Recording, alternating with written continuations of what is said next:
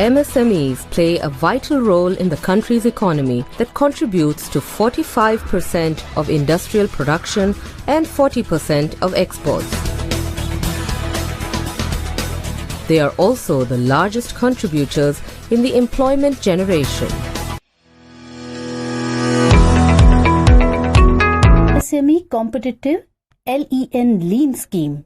Union Minister for MSME launched the MSME Competitive Lean Scheme. Speaking on the occasion, he said that lean has the potential to become a national movement and that it aims to provide a roadmap to global competitiveness for the MSMEs of India. This scheme is an extensive drive to create awareness amongst MSMEs about lean manufacturing practices.